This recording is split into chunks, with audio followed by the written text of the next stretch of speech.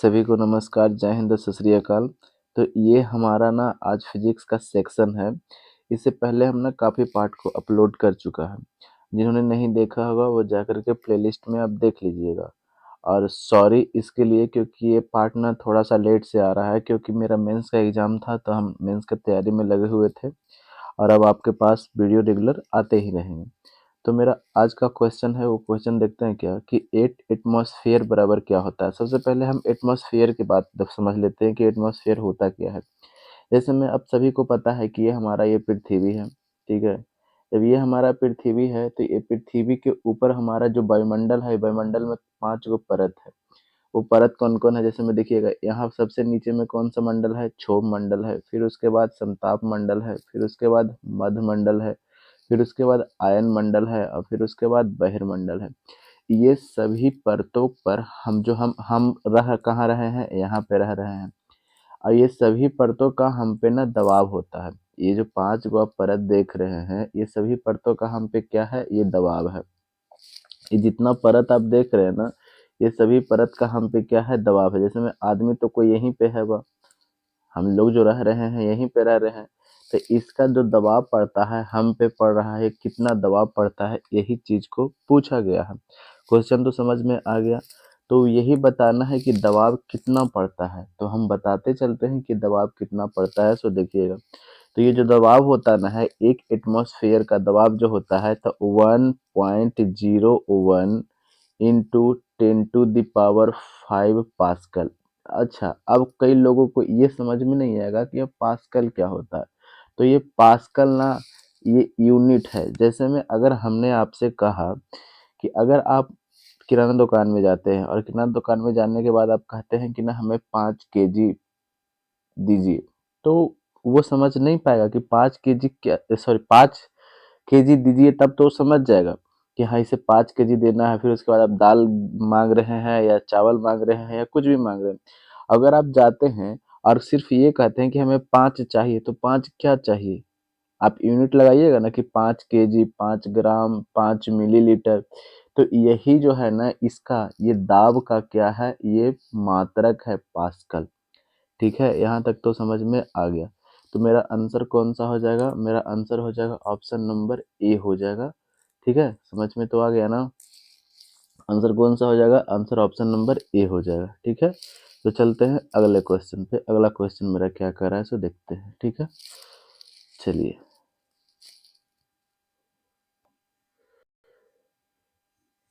तो अगले क्वेश्चन पे देखते हैं। अगला क्वेश्चन क्या कर रहा है ना कि 1 हॉर्स पावर। अब देखिएगा, पहले चीजों को समझते चलिए। अगर वैसे आप करते हैं ना कि देखिए पहला का क्वेश्चन ए हुआ, दूसरा का बी हुआ, तीसरा का सी हुआ, तो भाई आप बिल्कुल वैसे ही करते रह जाइएगा। क्योंकि जब तक ना आपके माइंड में कंसेप्ट क्लियर नहीं होंगे ना, तब तक आप 1000 क्वेश्चन, लाख क्वेश्चन ही क्यों नहीं बना लीजिए, आपको तैयार नहीं हो पाइएगा वैसे एग्जाम के लिए। क्योंकि आप कम ही बनाइए बट बेस्ट बनाइए, ताकि आपको उससे कंसेप्ट पूरी तरह से क्लियर रहे।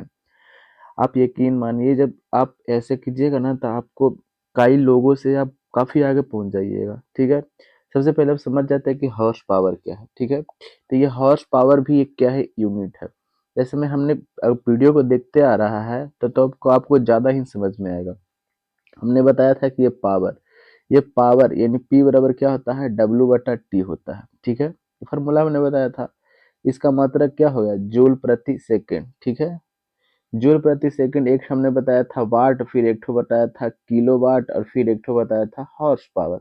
ये सभी पावर का क्या है, यूनिट है। देखिए ये भी यूनिट है, ठीक है, फिर उसके बाद ये भी यूनिट है, फिर ये भी यूनिट है, फिर उसके बाद क्या है, ये भी यूनिट है। ठीक है, दो तीनों की तीन, चारों के चारों क्या है, इसका यूनिट है, किसका, पावर का। यानी शक्ति का मात्रक अगर पूछ दिया जाए, देखिए रटने की कोशिश बिल्कुल नहीं करना है। आप चीजों को समझते चलिए, ज्यादा समझ में आएगा। देखिएगा ये वर्क है, वर्क का मात्रक क्या होता है, जूल होता है, हमने जूल लिख दिया। समय का मात्रक क्या होता है, सेकंड होता है, सेकंड लिख दिया। ठीक है, फिर ये क्या है, वाट है, फिर किलो वाट है, और ये हॉर्स पावर है। और एक चीज और बच्चों को कंफ्यूज होता है ना क्या, कि यहाँ तक तो ठीक होता है, लेकिन एक चीज और कंफ्यूज ये हो जाता है कि किलो वाट घंटा। ये तक किलो वाट घंटा जो है ना, ये पावर का मात्रक नहीं है। ये एनर्जी का मात्रक है। किसका है? ये ऊर्जा का मात्रक है। इस चीजों को ध्यान में रखिएगा। यहाँ तक तो समझ में आ गया। अब देखिए, अब कह रहा है क्या ना कि एक हॉर्स पावर किसके बराबर होता है? तो हॉर्स पावर किसका मात्रक है? शक्ति का मात्रक है। तो एक हॉर्स पावर की बात करते हैं तो एक हॉर्स पावर बराबर होता है 746 वाट होता है। ठीक है, चलिए समझ में आ गया। अब देखिए, तो ऑप्शन मिला लीजिए, ऑप्शन कौन सा हो जाएगा? सो इतना तो आप कर सकते हैं। आगे देखिएगा, फिर वही चीज को अलग तरीके से, यानी इस तरह से हम पढ़े फिर इस तरह से पूछ दिया, तो क्या इसको भी बताना पड़ेगा? तो हमें उम्मीद है कि बिल्कुल इसको भी नहीं बताना पड़ेगा। अब देखिएगा, ये क्या बोल रहा है ना कि एक डायोप्टर, ये डायोप्टर, पहले समझिए कि डायोप्टर क्या है। तो डायोप्टर एक मात्रक है। तो किसका मात्रक है? आपने लेंस में पढ़ा होगा कि P बराबर क्या होता है? 1/f। ये लेंस की क्षमता का मात्रक क्या होता है? अरे P क्या है? क्षमता है। तो उसका मात्रक क्या होता है? डायोप्टर होता है। और इतना भी पता है कि जब हम ये लेंस बनाते हैं तो इसकी दूरी को हमेशा मीटर में ही रखते हैं, सेंटीमीटर में नहीं रखा जाता है। ठीक है, इसकी दूरी को हमेशा और हमेशा मीटर में रखा जाता है।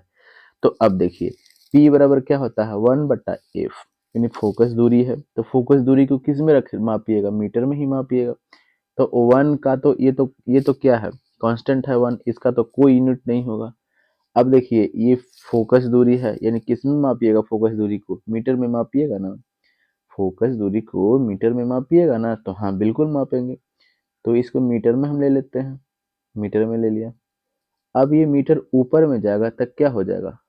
प्रति मीटर। यही तो है। तो लेंस की क्षमता का मात्रक क्या हो जाएगा? डायोप्टर होता है। तो डायोप्टर तो दिया हुआ ही है। तो कौन सा ऑप्शन हो जाएगा? देखिए, चीजों को रटने की बिल्कुल कोशिश नहीं कीजिएगा। ऑप्शन नंबर बी मेरा बिल्कुल सही आंसर है। अगर आप यहाँ पे रट लीजिएगा ना, एग्जाम में आप कंफ्यूज कर जाइएगा, नहीं बनेगा, गारंटी देते हैं कि नहीं बनेगा जब तक ले आपका कंसेप्ट क्लियर नहीं होगा। ठीक है, चलिए अब आगे बढ़ते हैं। और जहाँ पे याद करने वाली बात होगी ना, हम वहाँ पे बिल्कुल आपको बोलेंगे वहाँ पे याद कर लीजिए, ज्यादा बढ़िया रहेगा। ठीक, अब देखिए, कह रहा है 1 मीटर किसके बराबर होता है? तो ये याद करने वाला चीज है, तो आप इसको याद ही कर लीजिएगा। ठीक है, तो 1 मीटर बराबर जो होता है 10⁶ ठीक है, 10⁻⁶ के बराबर होता है। तो इसको आपको याद करना है। तो इसको याद करना है तो इसमें हम क्या बताएंगे, क्योंकि आपको तो इसको याद करके रखना है। 1 मीटर बराबर कितना होता है? 10⁻⁶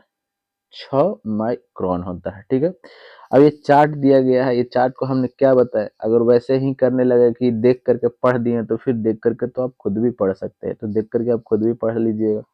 रही बात इसकी पीडीएफ की, तो पीडीएफ आप क्या कीजिएगा कि टेलीग्राम चैनल पे जाइएगा। टेलीग्राम चैनल पे जाने के बाद में आप जो चैनल का नाम है वो चैनल का नाम सर्च कीजिएगा, आपको वहाँ पे पीडीएफ इसका मिल जाएगा। ठीक है, चलिए आगे बढ़ते हैं। अब क्या बोला जा रहा है कि परमाणु त्रिज्या किस में मापी जाती है? जैसे में आप केमिस्ट्री में पढ़े होंगे कि जैसे में डाल्टन ने क्या बताया था कि परमाणु अविभाज्य है। ठीक है, यानी परमाणु को विभाजित नहीं किया जा सकता है। लेकिन फिर रदरफोर्ड आते हैं, फिर उसके बाद कौन आते हैं? गोल्डस्टीन आते हैं। ये सब इलेक्ट्रॉन, प्रोटॉन और न्यूट्रॉन का खोज कर देते हैं।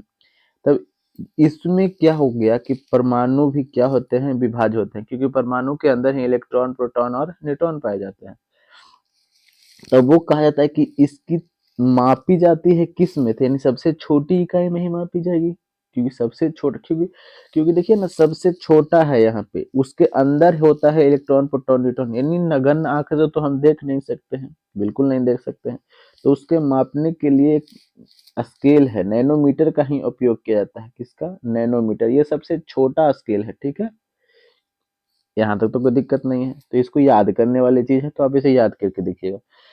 ठीक है, अब देखिएगा, अब ऑप्शन से समझ लीजिएगा। यहाँ पे से देखिए, मिलीमीटर, मिलीमीटर तो हम लोग यूजली यूज भी करते हैं, ये तो आंखों से देख रहे हैं ना। किलोमीटर, किलोग्राम है तो किलोग्राम को तो हम लोग देख रहे हैं, तो नापने वाला है ये तो।